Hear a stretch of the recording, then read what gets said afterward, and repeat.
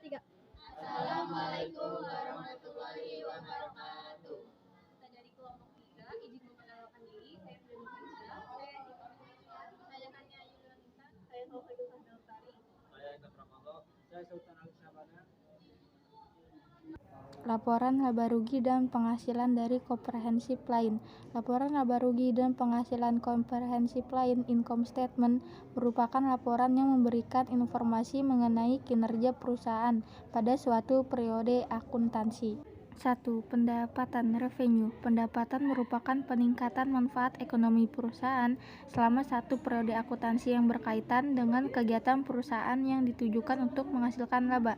2. Beban expense. Beban adalah pengorbanan ekonomis yang dikeluarkan perusahaan. Beban terdiri dari beban operasional dan beban non-operasional. Beban operasional antaranya harga pokok barang yang dijual, beban gaji atau upah, beban pemasaran barang dan jasa, beban administrasi umum, beban non-operasional, beban di luar usaha, yaitu beban yang timbul di luar aktivitas pokok perusahaan, misalnya beban bunga. 1. Laporan laba rugi dan penghasilan komprehensif lain bentuk single step. Laporan laba rugi dan penghasilan komprehensif lain bentuk single step dengan menjumlahkan seluruh penghasilan dan menguranginya dengan seluruh beban yang ada. 2. Laporan laba rugi dan penghasilan komprehensif lain bentuk multiple steps. Laporan laba rugi dan penghasilan komprehensif lain bentuk multiple steps disusun lebih terperinci. Sadia Sawan, laporan laba rugi dan penghasilan komprehensif lainnya untuk periode yang berakhir 31 Desember 2015. Dan di laba rugi itu kan ada pendapatan jasa, pendapatan bunga, dan pendapatan sewa. Di sini cuma ada pendapatan jasa dan pendapatan bunga, jadi yang kita tulis cuma pendapatan jasa dan bunga. Di sini pendapatan jasa, jasanya 25.750.000. Terus pendapatan bunganya di sini ada 500.000.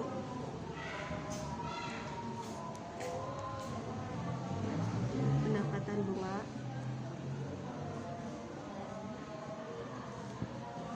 pendapatan jasa tambah pendapatan bunga jadinya 26.250.000. Ini jumlah pendapatan.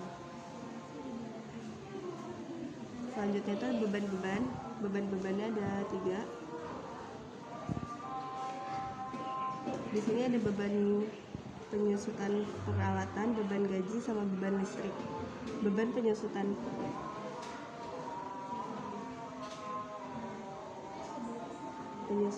peralatan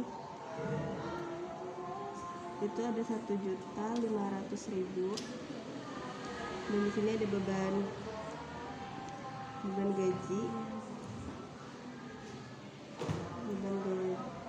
8.500.000. Ada beban listrik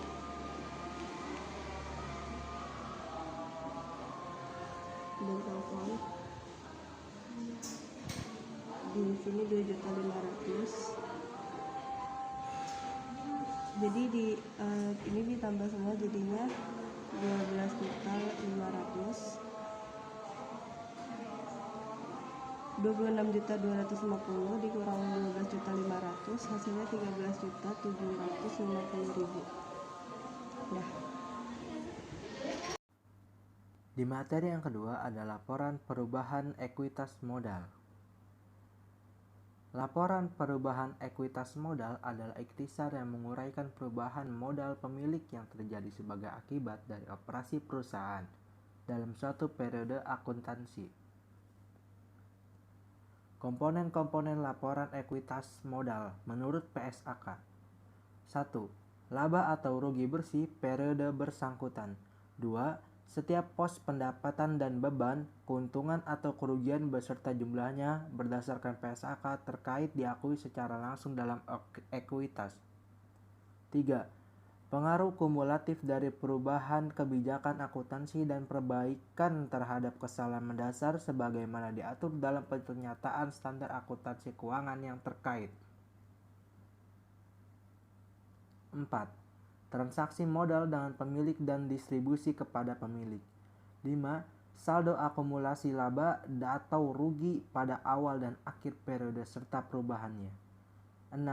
Rekonsiliasi antara nilai catatan dari setiap jenis modal saham, keuntungan, penjualan saham atau agio, dan cadangan pada awal dan akhir periode yang mengungkapkan secara terpisah setiap perubahan. Di sini akan menjelaskan laporan perubahan ekuitas modal.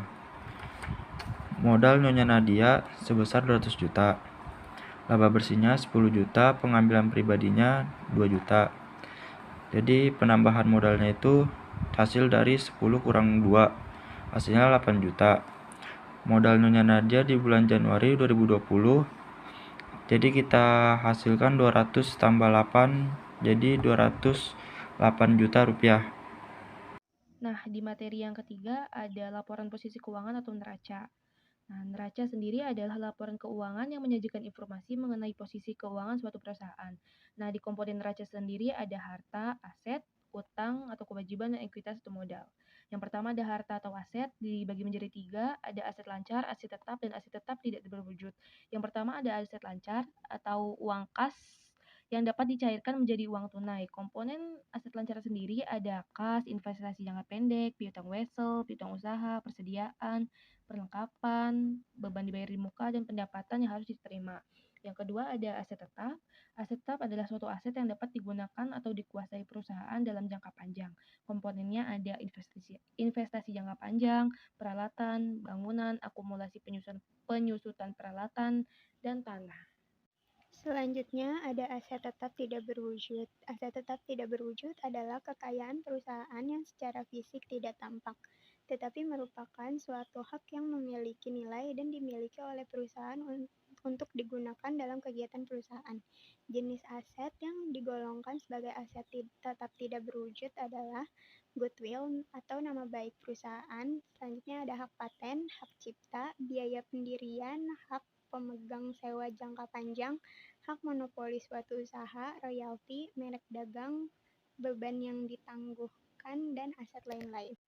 Selanjutnya ada kewajiban. Kewajiban atau utang adalah kewajiban keuangan perusahaan kepada pihak lain sebagai konsekuensi atas suatu manfaat yang diterima perusahaan dari pihak tersebut. Utang dibagi menjadi 2, yaitu utang jangka pendek dan utang jangka panjang. Utang jangka pendek terdiri atas utang dagang, utang wesel, beban yang masih harus dibayar, pendapatan diterima di muka, utang pajak, utang jatuh tempo. Sedangkan utang jangka panjang terdiri atas utang hipotek, utang obligasi, dan pinjaman jangka panjang. Dan yang terakhir ada modal. Modal adalah kewajiban perusahaan kepada pemilik atau dapat dikatakan sebagai hak pemilik perusahaan. Nah, jika kalian ingin membuat laporan neraca, kalian bisa berpacuan pada neraca saldo, jurnal penyesuaian, dan juga laporan perubahan ekuitas atau modal. Nah, di sini ada contoh kasus dari Salon Nadia. Dia mempunyai aset lancar, ada kas, piutang usaha, perlengkapan, sewa dibayar di muka, dan piutang bunga. Jumlah kas ada 43.700.000, piutang usaha ada 10 juta, perlengkapan ada 2 juta, sewa dibayar di muka ada 9 juta, dan piutang bunga 750.000. Dan jumlah aset lancar Salon Nadia ada 65.450.000. Nah, yang kedua ada aset tetap. Salon Nadia mempunyai aset tetap peralatan sebanyak 30 juta. Tetapi Salon Nadia juga mengalami akumulasi penyusutan peralatan sebanyak 3 juta. Maka didapatlah jumlah aset tetap dari Salon Nadia ada 27 juta. Dari kedua aset lancar dan aset tetap kita jumlahkan, maka mendapat 92.450.000. Lalu Salon Nadia juga mempunyai kewajiban atau utang. Tetapi Salon Nadia hanya mempunyai utang lancar. Nih ada utang usaha dan utang gaji sebanyak 1.200.000 dan 2.500.000. Dan jumlah kewajiban si Salon Nadia ada 3.700.000. Nah, terakhir ada modal. Modal si Salon Nadia ada 88.760.000. Antara kewajiban dan modal ditambah mendapatkan 92.450.000. Jadi pokoknya kalau kalian ingin membuat neraca, kalian bisa berpacu pada neraca saldo, jurnal penyesuaian, dan laporan perubahan ekuitas atau modal.